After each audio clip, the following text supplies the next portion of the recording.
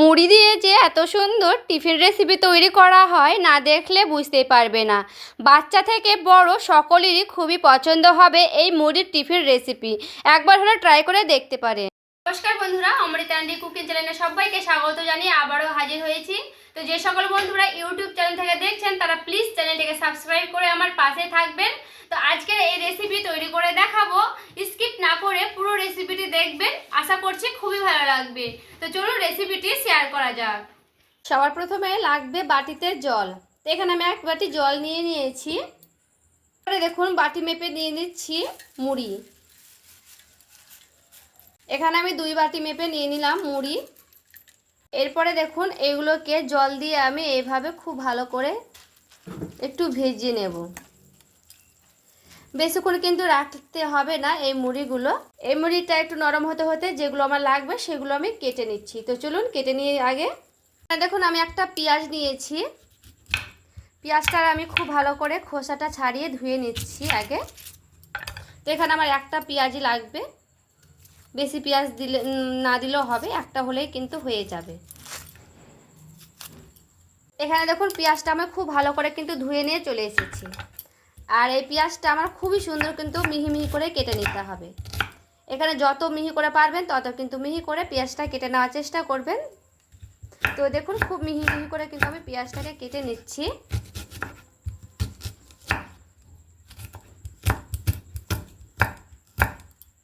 তো এইভাবে কিন্তু খুব সুন্দর মিহি মিহি করে কেটে নিচ্ছি। এখানে মিহি মিহি করে কেটে নেওয়ার চেষ্টা করবে।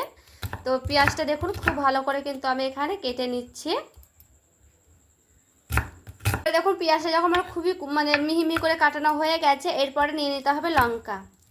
তো লঙ্কাটা দেখুন আমি এইভাবে কেটে নিচ্ছি। লঙ্কাটা আমি দিচ্ছি, 2টো দিলাম, চাইলে বেশি দিতে পারবেন। তো ঝালটা একটু কম বেশি করে দিতে হবে যেহেতু বাচ্চারা খাবে তার জন্য। এখানে দেখুন আমি একটা টমেটো নিয়েছি। এবার টমেটোটা আমি খুব ভালো করে কিন্তু কেটে নিচ্ছি। টমেটোটা খুবই মিহি মিহি করে কেটে নিতে হবে। তো দেখুন টমেটোটা আমি খুব মিহি মিহি করে কিন্তু এখানে কেটে নিচ্ছি। এখানে আমি গোটা টমেটোটা দিয়ে দেব, চাইলে অর্ধেকটা কিন্তু দিতে পারবেন টমেটোটা।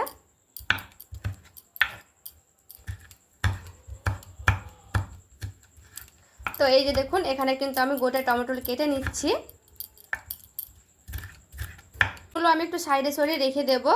দেখুন বন্ধুরা মুড়িটা কিন্তু খুব সুন্দর একটা নরম হয়ে গেছে, খুবই কিন্তু নরম হয়নি, হালকা নরম হয়েছে। এখানে একটা বাটি নিয়েছি, বাটিতে করে এইভাবে জল ছেঁকে ছেঁকে উঠিয়ে নিচ্ছি। আর দেখুন কত সুন্দর কিন্তু নরম হয়েছে, একটা একটা হয়ে আছে। এরপরে দেখুন মুড়িটাকে আমি একটু সাইডে সরিয়ে রেখে দেবো। একটা বাটি নিয়ে নিয়েছি আবারও। এরপরে সবগুলো যেগুলো আমি কেটে নিয়েছিলাম ওইগুলোকে দিয়ে দিলাম। এখানে আমি দিয়ে দিচ্ছি পরিমাণ মতো লবণ। লবণটা এখানে অল্প করে দিচ্ছি যেহেতু মুড়িতে লবণ থাকে তার জন্য। পরে দেখুন দিয়ে দিচ্ছি হলুদের গুঁড়া। দেখুন দিয়ে দিচ্ছি 1 বাটির মতো বেসন। পরে দেখুন দিয়ে দিচ্ছি হাফ বাটির মতো কর্নফ্লাওয়ার। কর্নফ্লাওয়ারটা আমি হাফ দিলাম যেহেতু আমি 1 বাটি এখানে বেসন দিয়েছি, তার জন্য কর্নফ্লাওয়ারটা আমার হাফ দিতে হলো, হাফ বাটি দিতে হবে। এরপরে এইগুলোকে দিয়ে একটু ভালো মতো করে এইগুলোকে মিশিয়ে নিচ্ছি। একটু এভাবে একটু নরম করে নিতে হবে পেঁয়াজগুলোকে এইভাবে, তাহলে কিন্তু বেশি ভালো হবে আগে থেকে নরম করে নিলে। তো এইভাবে কিন্তু পুরো 2-1 মিনিটের মতো একটু ভালো করে মাখিয়ে নিতে গেলে ভালো হবে। তো মাখিয়ে নেব 2-1 মিনিট খুব সুন্দর করে। এরপরে দেখুন খুব ভালো করে যখন এইভাবে কিন্তু মাখানো হয়ে যাবে, এখানে দিয়ে দিতে হবে সেই মুড়িটা যেটা আমি ভিজিয়ে রেখেছিলাম। এরপরে খুব ভালো করে সেই মুড়িটার সঙ্গে ওইভাবে আমি এইভাবে কিন্তু মিশিয়ে নিচ্ছি সেই ওই বেসনের সঙ্গে, আর যে পেঁয়াজগুলো আমি আগে থেকে মাখিয়ে রেখেছিলাম সেইগুলোর সঙ্গে। তো খুব ভালো করে দেখুন এইভাবে কিন্তু মিশিয়ে নিচ্ছি। আর এখানে দেখুন খুব ভালো করে কিন্তু সেই বেসনের সঙ্গে মেশানো হয়ে গেছে। এখানে কিন্তু আমার পারফেক্ট সব কিছুই হয়েছে, বেসন, কর্নফ্লাওয়ার বা পেঁয়াজ, টমেটো। এখানে আমার বেসন কিন্তু বেশি দেব না, বেশি দিলে একটা কেমন ক্রিস্পি হয়ে যাবে বেশি, আর মুড়িগুলো কিন্তু একেবারে কমে যাবে। তো তো মুড়ির হিসাবে কিন্তু বেসনটা দিতে হবে যেন পারফেক্টলি হয় আর মুড়িটা যেন গোটা গোটাই থাকে সেইভাবে। তো এখানে কিন্তু আমার খুব ভালো করে এভাবে মাখানো হয়ে গেছে। একটু 5 মিনিটের মতো একটু রেস্টে রেখে দিচ্ছি এইগুলোকে সঙ্গে যেন একেবারে মানে আরও মিশে যায় একসঙ্গে, তার জন্য। তো 5 মিনিট পর আমি ফিরে আসছি। এখানে দেখুন আমি দিয়ে দিচ্ছি চিনি, আর পুরো 5 মিনিটের মতো কিন্তু রেস্টে রেখেছিলাম। এতে করে দেখুন কত সুন্দর কিন্তু একেবারে নরম নরম হয়ে গেছে। তো চিনিটা কিন্তু আগেই দিতে হতো, তো আমি পরে থেকেই দিলাম চিনিটা। তো চিনিটা দিয়ে একটু ভালো করে আবারও একবার মানে মিশিয়ে নিলে হয়ে যাবে। তো এভাবে কিন্তু একবারের মতো আমি একটু মিশিয়ে নিলাম চিনিটা দিয়ে। তো খুব ভালো মতো করে কিন্তু এভাবে মাখালি হয়ে যাবে। হাতে একটু তেল লাগিয়ে নিলাম, মানে হাতে একটু তেল লাগিয়ে নিলে ভালো হয় এইভাবে, তার জন্য হাতে একটু তেল লাগিয়ে নিয়ে এইভাবে গোল করে নিচ্ছি দেখুন খুব ভালো করে। এরপরে হালকা করে দেখুন এইভাবে কিন্তু আমি চেপে চেপে নেব। চেপে নিলে একটু ভালো হবে। দেখুন চেপে চেপে নিয়ে হালকা করে একটু প্রেস করে নিতে হবে এইভাবে। তো এইভাবে কিন্তু করে নিলেই হয়ে যাবে। তো এখানে আমার একটা কিন্তু রেডি হয়ে গেল। তো এখানে আমি একটা রেখে দিলাম এইভাবে। তো আবারও দেখুন এইভাবে কিন্তু আর একটা করে নিচ্ছি। তো এইভাবে কিন্তু আমি করে নেব সবগুলোকে আগে। এটাও কিন্তু রেডি হয়ে গেছে, এটা আমি এখানে রেখে দিচ্ছি। তো এখানে আমি সবগুলো করে নিচ্ছি, তারপরে আবারও ফিরে আসছি। আর এই যে দেখুন বন্ধুরা সবগুলো কিন্তু আমি রেডি করে নিয়েছি। এখানে আমার কিন্তু 8টার মতো হয়েছে এই টিফিন রেসিপিগুলো। তো চলুন এগুলোকে আমি ভেজেও নেব। এখানে দেখো আমি গ্যাসটাকে অন করে নিয়েছি। এরপর একটা ফ্রাই প্যান বসিয়ে নিলাম। ফ্রাই প্যানটা গরম হয়ে গেলে দিয়ে দিতে হবে এখানে সাদা তেল। তো এখানে আমি দিয়ে দিচ্ছি তেল। এখানে কিন্তু আমার একটু তেলটা একটু বেশি দিতে লাগলো, তো এখন একটু বেশি করেই দিলাম তেলটা, কারণ সবগুলো কিন্তু ভাজা হয়ে যাবে এই তেলে, তার জন্য। এরপরে যে আমি মুড়ি দিয়ে যে টিফিন রেসিপিটা তৈরি মানে রেডি করে রেখেছিলাম, এরপরে একে একে আমি এইভাবে দিয়ে দিচ্ছি। এখানে কিন্তু আমি একে একে দিয়ে দিচ্ছি খুব সুন্দর করে।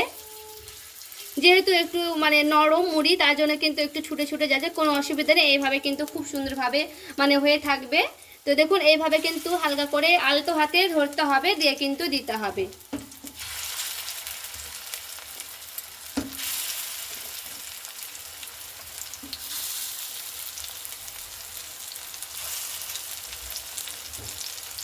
এখানে কিন্তু আমি সবগুলো দিয়ে দিয়েছি। আর দেখুন কি সুন্দর কিন্তু গ্যাসের আঁচটা কমিয়ে দিয়েছি। এরপরে গ্যাসের আঁচ কমিয়ে দিয়ে কিন্তু খুব ভালো করে ভেজে নিতে হবে। তো এখানে আমি নিচপিঠটা একটু আলতো হাতে মানে গ্যাস আঁচ কম দিয়ে কিন্তু ভেজে নিচ্ছি নিচপিঠটা আগে। এরপরে দেখুন মানে আমি পুরো 1 মিনিটের মতো কিন্তু রেখেছি নিচপিঠটা মানে হালকা করে ভাজার জন্য। তো এরপরে দেখুন আলতো হাতে কিন্তু আমি এইভাবে উঠিয়ে নিচ্ছি। এইভাবে কিন্তু আলতো হাতে এইভাবে উল্টে নিতে হবে। তো এই পিঠটাও কিন্তু খুব সুন্দর করে মানে ভেজে নিতে হবে এইভাবে আলতো হাতে করে।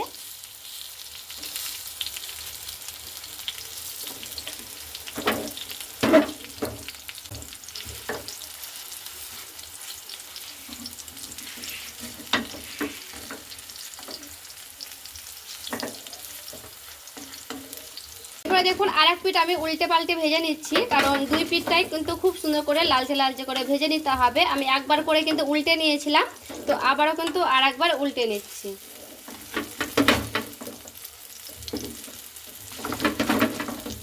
আর যখন দেখবেন দুই পিঠটা হয়ে যাবে তখন কিন্তু খুব সুন্দরভাবে উল্টানো যাবে এই পাকোড়াগুলো।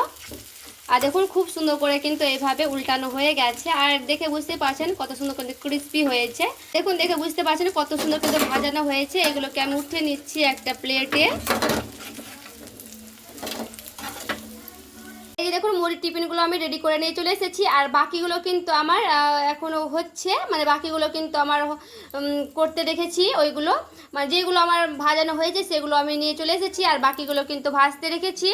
তো সবগুলো কিন্তু হয়ে যাবে ভাজানো। তো এগুলো দেখুন দেখতে কতটা সুন্দর লাগছে, আর খেতেও কিন্তু খুবই ভালো হয়, আর ঝটপট কিন্তু হয়ে যায় এই টিফিন রেসিপিগুলো।